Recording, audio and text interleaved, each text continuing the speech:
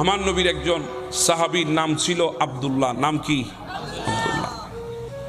আমার নবীর হুজরায়ে মোবারকার মদিনার মধ্যে এসে গভীর রাতে বসে আছে দরজায়। দরজা যখন বসে আছে, আমার নবীর দরজার মধ্যে আঘাত করছে না। রাত গভীর হয়েছে, নবীকে কষ্ট দিতে চাই না, কিন্তু আমার নবী টের পেয়েছেন ঘরের বাহিরে দরজার কিনারে কেউ যেন বসে আছে। আমার নবীর দরজা খুলেছেন। আমরা কি নবীর প্রেমিক? আমার নবীর সাহাবী দেখেন আব্দুল্লাহ পরনের মধ্যে একটা টুকরো কাপড় শুধু, আর কোনো কাপড় পরনে নাই। এমনভাবে পরনের কাপড়টা আছে, উনি যদি সোজা হয়ে দাঁড়াতে যায় ওনার সতর দেখা যাবে। উনি গুজু হয়ে, আমার নবী যখন দরজা খুলেছেন গুজু হয়ে নবীর সামনে দাঁড়িয়েছেন, গায়ের উপর কোনো কাপড় নাই। আমার নবী বলে, কে তুমি? বলে, হুজুর আমি আব্দুল্লাহ। আব্দুল্লাহ, কোত্থেকে এসেছো? বলে, মক্কা থেকে। কোন আব্দুল্লাহ তুমি? বলে, ইয়া রাসূলুল্লাহ আমি ছিলাম আব্দুল উজ্জা, আমার নাম ছিল। বাবা মারা গেছে ছোটকালে, মা কুলে পেটে আমাকে মানুষ করেছে। মা দ্বিতীয় বিবাহে বসে নাই আমার জন্যে। আমার মা দ্বিতীয় বিবাহ করে নাই, নিজের যৌবন বিসর্জন দিয়েছে আমার জন্যে। কারণ আমার সৎ বাবা যদি আমাকে মোহাব্বত না দেখায় আমার জিন্দেগি বরবাদ হয়ে যাবে। সেজন্যে মা আমার দিকে তাকিয়ে জিন্দেগি কোরবান করে দিয়েছে। ইয়া রাসূলুল্লাহ চাচার কোলে পেটে করে মানুষ হয়েছি, চাচা লালন পালন করেছে, খুব দেখতে পারে আমার চাচা আমাকে। ইয়া রাসূলুল্লাহ আমি যখন বড় হয়েছি আমার চাচার মেষের পাল, বকরির পালগুলো আমি দেখাশোনা করতাম। আমার চাচার সম্পদ আমি দেখাশোনা করতাম। চাচাও খুব মহাব্বত করেছে। ইয়া রাসূলুল্লাহ একদিন মক্কার পাহাড়ের রাস্তা দিয়ে আমি আমার ছাগলের পাল নিয়ে যাচ্ছিলাম, হঠাৎ আপনি আসতেছিলেন, আমি একটু করে আপনার চেহারা দেখেছি। ইয়া রাসূলুল্লাহ আমার দিলের মধ্যে ভূমিকম্প শুরু হয়ে গেছে। আমার দিলের মধ্যে এমন এক ধড়কন শুরু হয়েছে, আমি আমার ওই দিলের ধড়কনকে আমি থামাতে পারছি না। ইয়া রাসূলুল্লাহ আপনি তো চলে গেছেন, কিন্তু আপনার চেহারাটা আমার চোখের সামনে বাসতে আরম্ভ করেছে। রাতে ঘুমাইতে পারি না, দুপুরে খাইতে পারি না, শুধু ওই চেহারাটা বাসে। ইয়া রাসূলুল্লাহ আমি টেনশনে পড়ে গেছি, চিন্তায় পড়ে গেছি। এমনটা যদি চলতে যায় আমি তো আমাকে সামলাতে পারবো না। এখন আমি আপনাকে কই পাই? আপনাকে আমি চিনতাম না, আপনার নামও জানতাম না। এখন আমি কি করি? আপনাকে গোপনে গোপনে মক্কার অলিতে গলিতে খুঁজা আরম্ভ করেছি। ইয়া রাসূলুল্লাহ খানায় কাবার পাশে দারুল আরকানে বসে বসে আপনি যখন আপনার সাহাবীদেরকে উম্মতদেরকে যখন দ্বীনের শিক্ষা দিতেন, আমি সেখানে গিয়ে জানলার উকি দিয়ে দাঁড়িয়ে দাঁড়িয়ে আপনার চেহারা দেখতাম। রাত হলে শুধু অপেক্ষা করতাম কখন সকালটা হবে, আমি কখন গিয়ে আমার নবীর চেহারা দেখব। ইয়া রাসূলুল্লাহ সময় অতিবাহিত হয়েছে। একদিন আপনার কাছে এসে আর পারছি না আপনাকে ছাড়া থাকতে, আপনার কাছে এসে কলমা পড়ে দিয়েছি।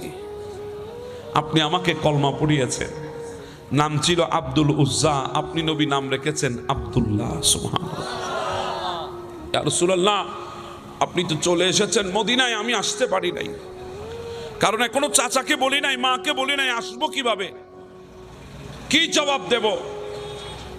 ইয়া রাসূলুল্লাহ আপনি যখন চলে এসেছেন আমি আর মক্কাতে থাকতে পারি না। ইয়া রাসূলুল্লাহ অলিতে গলিতে আপনাকে খুঁজে বেড়ায়, আপনার চেহারা দেখি না। ইয়া রাসূলুল্লাহ আমার প্রেমের বিরহের আগুনে যখন আমি জ্বলে পুড়ে ছারখার হচ্ছিলাম, আমার মা আমাকে জিজ্ঞাসা করেছে, বাবা তোর কি হয়েছে, তুই এমনটা করছিস কেন? বলে, মা আমি জিন্দেগির চাইতে একজনকে বেশি মুহাব্বত করেছি। বলে, কে সে? বলে, তিনি হচ্ছেন মুসলমানের নবী, আমি ওনাকে দেখে মুহাব্বত করেছি, ওনার কলমা পড়ে দিয়েছি। মা উনি তো মদিনা মক্কা ছেড়ে মদিনায় চলে গেছে, আমি তো নিজেকে আর সামলাতে পারছি না। সুবহানাল্লাহ। আমি কি করব? দেখবেন মা তো সন্তানের কষ্ট কখনো সহ্য করতে পারে? মা বলে, বাবা ঠিক আছে যা, তুই মদিনা চলে যা, আমি আমার হক মাফ করে দিয়েছি, তুই আমার কথা চিন্তা করিস না, তুই চলে যা, কারণ আমি সব সহ্য করতে পারবো। তুই আমার চোখের সামনে এভাবে তিলে তিলে মরবি, আমি সহ্য করতে পারবো না। আর তুই যেই মোহাব্বতের যেই হালতে তুমি আছো, তুমি আর বেশি দিন বাঁচবে না এভাবে থাকলে। যাও তুমি মদিনায় চলে যাও। বলে ইয়া রাসূলুল্লাহ গেলাম চাচার কাছে, চাচা বিদায় দেন আমি চলে যাব। কই যাবি? বলে মদিনায়। কেন যাবি? বলে রাসূলুল্লাহর কাছে। রাসূলুল্লাহর কাছে মানি? বলে আমি মুসলমান হয়েছি, কলমা পড়েছি, নবীর উপরে ঈমান এনেছি, নবী তো মদিনায় আছে, আমি নবীকে ছাড়া থাকতে পারি না, আমি নবীর কাছে চলে যাব। ইয়া রাসূলুল্লাহ, চাচা তো কাফের ছিল, মুশরিক ছিল, বড় রাগান্বিত হয়ে গেছে আমার উপরে। বলে আমি খাওয়াইছি, আমি পড়িয়েছি, আমি লালন পালন করেছি, আজকে বড় হয়ে আমার সমস্ত কথা ভুলে গিয়ে আরেকজনের জন্য চলে যাবি আমাকে ছেড়ে? ঠিক আছে যা, চলে যা, যা দিয়েছি সব ফেরত দিয়ে যা। তোকে আমি ধন সম্পদ দিয়েছি, টাকা দিয়েছি, পয়সা দিয়েছি, দে, বের করো গুলো, আমাকে দিয়ে যা। সব সম্পদের দলিল কাগজ এনে চাচাকে দিয়ে দিয়েছে, টাকা পয়সা যা ছিল বের করে দিয়ে দিয়েছে। বলে চাচা সব দিয়ে দিলাম, এগুলো আমার কাছে লাগবে না। কেন জানেন?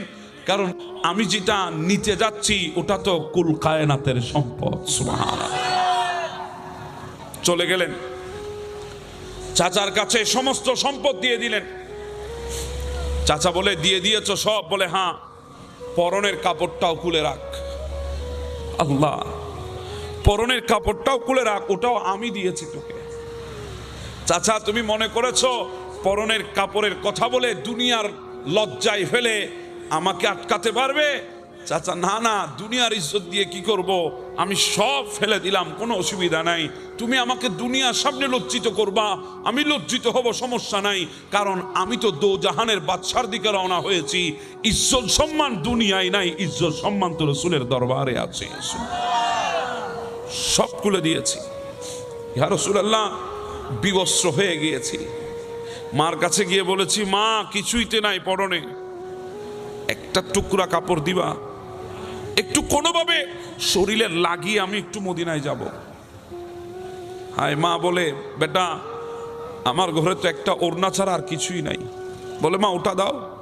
ওড়নাটা নিলেন, পেঁচিয়েছেন, সতর ঢেকেছেন, কিন্তু সম্পূর্ণ কাপড় আসে নাই। সোজা হয়ে দাঁড়াতে গেলে কাপড় উঠে যায়, সতর দেখা যায়, সেজন্য গুজু হয়ে হেঁটে হেঁটে মক্কা থেকে মদিনায় এসেছি। আর রাসূলুল্লাহ রাত গভীর হয়ে গেছে, আপনাকে ডাকতে চেয়েছি, ডাকি নাই, বেয়াদবি হয়ে যাবে। ইয়া রাসূলুল্লাহ বাহিরে বসে আছি, আমি যখন এসেছি আপনি বলতে পারবেন, আমি জানতাম আপনি বের হবেন। আমার নবী বলে এত মহব্বত করিস? বলে হ্যাঁ। দাঁড়া। আমার নবী ভেতরে গিয়ে দুই টুকরো কাপড় এনেছেন, দুই টুকরো কাপড় এনে আমার নবী দিয়েছেন আব্দুল্লাহকে। মদিনার মানুষ জেনে গেছে নবীর কাপড় আব্দুল্লাহকে দান করেছে, আব্দুল্লাহকে দিয়েছে পড়ার জন্য। মদিনার মানুষ বলা আরম্ভ করেছে আব্দুল্লাহ যুল বিজাদাইন, দুই কাপড়ওয়ালা আব্দুল্লাহ। সুবহানাল্লাহ। আমার নবী বলে দিয়েছে ও আব্দুল্লাহ যা সাহাবে সুব্বার কাছে 70 জন আমার প্রেমিক বসে থাকে আমার দরবারে, তুইও তাদের সাথে থাকবি। আব্দুল্লাহ বলে নবী যখন মোহাব্বত দেখিয়েছে, গোটা দুনিয়া আমাকে মোহাব্বত দেখাচ্ছে। মদিনার মানুষ আমাকে ডেকে ডেকে মেহমানদারি করা শুরু করেছে, কারণ নবী মোহাব্বত দেখিয়েছে। আমার জন্য মদিনার মানুষের ঘরের দুয়ার উন্মুক্ত ছিল। মানুষ আমাকে এত বেশি মোহাব্বত করত, আমি নিজেকে অনেক বেশি খুশি মনে করছি, আনন্দে মনে করছি, কারণ মদিনার মানুষগুলা একজন আমার পর ছিল না, সবাই আমার আপনের চাইতে বেশি হয়ে গেছে। কিন্তু একদিন আমার নবী বলেছেন যখন মসজিদে নববীতে কেউ নামাজ পড়বে তোমরা আস্তে আস্তে করে জিকির করবা। আমার নবীর কথাটা আমি আব্দুল্লাহ ভুলে গেছি। আমি একদিন জুড়ে জুড়ে জিকির করছিলাম, মদিনার মানুষ নামাজ পড়ছে মসজিদে নববীতে। ফারুক আজম এসে দেখলেন, দেখে আমাকে একটা ধমক দিয়েছেন। ধমক তো দিয়েছে, তাও আবার ফারুক আজমের ধমক। আমার তো দিল কেঁপে উঠেছে, আমি সহ্য করতে পারি নাই, কারণ মদিনার মানুষ এতদিন আমাকে আদর দেখিয়েছে, হঠাৎ করে আমাকে ধমক দিয়েছে, আমি সহ্য করতে পারি নাই। তাও আবার ওমরের মতো ব্যক্তির ধমক সহ্য করে কিভাবে, আমার হৃদয়টা ভেঙে গেছে। আমি মসজিদের এক পাশে বসে বসে মুখ চেহারা মলিন করে আমি বসে আছি। আমার নবী ঢুকছিলেন মসজিদে নববীতে, হঠাৎ আমার দিকে নজর গেল, ডাক দিয়ে বলে, আব্দুল্লাহ চেহারা মলিন কেন? বলে, না ইয়া রাসূলুল্লাহ কিছু হয় নাই। বলে, আমি জানি কিছু না কিছু হয়েছে, কেন চেহারা মলিন বল? ব্যথা তো হৃদয়ে লেগেছে, হৃদয়ের ব্যথা দুনিয়ার কেউ বুঝে না, আমি নবী ঠিকই বুঝি। সুবহানাল্লাহ। বল আমারে বল কি হয়েছে? বলে, ইয়া রাসূলুল্লাহ দোষ কিন্তু ওমরের ছিল না, দোষ ওমরের ছিল না, দোষ আমার। বলি, ইয়া রাসূলুল্লাহ আমি ভুলে গেছিলাম আপনার কথা, আপনি বলেছেন জোরে জিকির না করতে নামাজের সময়, মানুষ যখন নামাজ পড়ে। আমি ভুলে গেছি, আমি জোরে জিকির করা শুরু করেছি। ইয়া রাসূলুল্লাহ দোষ আমার ছিল, ওমর ধমক দিয়েছে, ওমরের কোনো দোষ নাই। কিন্তু ইয়া রাসূলুল্লাহ আমি তো মোহাব্বতে মদিনায় ছিলাম, হঠাৎ ধমক সহ্য করতে পারি নাই, চেহারা মলিন হয়ে গেছে।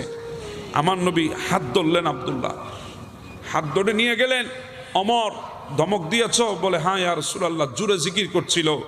ওমর, আব্দুল্লাহকে ধমক দিও না, কারণ আব্দুল্লাহ অনেক মূল্য দিয়ে আমি নবীর মোহাব্বত কিনে নিয়েছে, জিন্দেগির সব দিয়ে আমাকে মোহাব্বত করেছে আব্দুল্লাহ। ওমর ধমক দিও না আব্দুল্লাহকে, ওমর আব্দুল্লাহকে ধমক দিয়ে কথা বলো না। সেই আব্দুল্লাহ রাদিয়াল্লাহু তাআলা দুনিয়া থেকে চলে যাচ্ছেন আমার নবীর কুল মুবারকের মধ্যে। বড় আজীব কথা এখানেই, আব্দুল্লাহ লাশ মুবারক কাঁধে কে নিয়েছেন জানেন?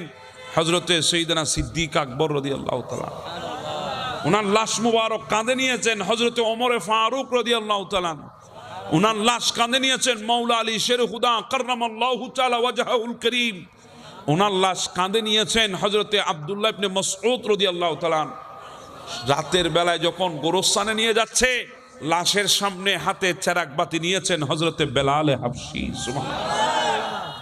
বেলাল বলে, ইনারা চারজন কাঁধে নিয়ে আব্দুল্লাহকে কবরের কাছে নিয়ে যাচ্ছে। হযরতে সিদ্দিক আকবর ওমরের দিকে ফিরে ইশারা করেছেন, চলো কবরে নামবো। ওনারা ইশারা করে কবরের দিকে আগিয়েছেন, দেখতেছে কবরের ভেতরে আমার নবী আগে নেমে বসে আছে, আমার নবী আগে নেমে দাঁড়িয়ে আছে। আমার নবী বলে, না না, কাউকে নামতে হবে না, আমি হাত বাড়িয়েছি, দে আমার আব্দুল্লাহকে আমাকে দে। হ্যাঁ হ্যাঁ, এটাই তো আমাদের দিলের তামান্না। ইয়া রাসূলুল্লাহ, কিছুই নাই জিন্দেগিতে, আমল নাই, বন্দেগী নাই, ইবাদত নাই, কিন্তু আপনাকে মোহাব্বত করেছি। যখন আমাদের কবরে রাখা হবে, বিসমিল্লাহি ওয়া আলা মিল্লাতি রাসূলিল্লাহ, নবী আপনি তখন হাত বাড়িয়ে একবার আমাদেরকে রিসিভ করে নেবেন। সুবহানাল্লাহ।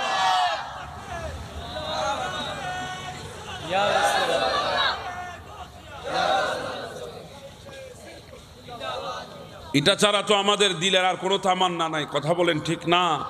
আমাদের দিল তো এটাই চায়, আমার নবী আমাদেরকে উম্মত বলে একবার আমাদেরকে গ্রহণ করুক। আবু বকর সিদ্দিক ওমর দাঁড়িয়ে তাকিয়ে আছে, আমার নবী নিয়েছেন আব্দুল্লাহকে, কবরে শোয়েছেন। হযরত বেলাল হাবশী বলছে, আমি দেখতেছি নবীর চোখের পানির দাড়ি পর্যন্ত ভিজে গেছে। আমার নবী শোয়ে দিয়েছে। আমার নবী শোয়ে দেওয়ার পরে আল্লাহর দরবারে হাত তুলেছে, আল্লাহ আজকে সন্ধ্যা পর্যন্ত আমি আব্দুল্লাহর উপরে সন্তুষ্ট, তুমিও সন্তুষ্ট হয়ে যাও। বেলাল হাবশী বলে, এই কথাটা যখন আমার নবী বলেছেন, তখন হযরতে আবু বকর সিদ্দিক ওমরে ফারুক মাটির মধ্যে গড়াগড়ি শুরু করেছে। আবু বকর চিৎকার দেওয়া শুরু করেছে, হায় দুনিয়া শোনো, আজকে যদি কবরটা আব্দুল্লাহর না হয়ে যদি আমি আবু বকরের হতো, হ্যাঁ আল্লাহ, আমার নবী যদি বলতেন আমার উপরে আমার নবী সন্তুষ্ট, জিন্দেগিতে আর কিছুই আমার চাওয়ার থাকতো না। এইভাবে আবু বকর সিদ্দিক কাঁদছিলেন, মদিনার মানুষ পর্যন্ত সিদ্দিক আকবরের চোখের পানিতে কাঁদছিল। হ্যাঁ, মোহাব্বত এটাকে বলে, যেই মোহাব্বত কবরের উপরে শেষ, এটাকে মোহাব্বত বলে না। মোহাব্বত তো কঠিন মুসিবতে যিনি আমাদের কাছে থাকবেন, পাশে থাকবেন, আমাদেরকে ছাড়া এক সেকেন্ডের জন্য সরবেন না, সেটাকে বলা হয় মোহাব্বত। কদ্দুর করতে পেরেছি জানি না, কিন্তু ওই নবী আমাদেরকে মোহাব্বত করেছে কখন জানেন? যখন আমরা দুনিয়ায় আসি নাই, যখন আমাদের আগমন হয় নাই, আমরা দুনিয়া বলতে কিছুই চিনতাম না। ১৫০০ বছর আগে আমাদেরকে মোহাব্বত করে সেই নবী চোখের পানি ফেলেছেন, আমাদেরকে মোহাব্বত করে সেই নবী সিজদা দিয়েছেন, আমাদেরকে মোহাব্বত করে রব্বি হাবলি উম্মত বলেছেন, আমাদেরকে মোহাব্বত করে আল্লাহর দরবারে সিজদা পড়েছে, কদম পর্যন্ত ফুলিয়ে ফেলেছে, একমাত্র আমাদেরকে মোহাব্বত করে আমরাও যদি মোহাব্বত করি, তাহলে আমাদের জিন্দেগির মধ্যে সেই নবীর সুন্নতের দরকার আছে না নাই? আওয়াজে বলি আছে না নাই? নবীর সুন্নত তরিকা অনুসরণ করার মাধ্যমে আমাদেরকেও মোহাব্বত প্রকাশ করা লাগবে। কথা বলেন ঠিক না বেঠে?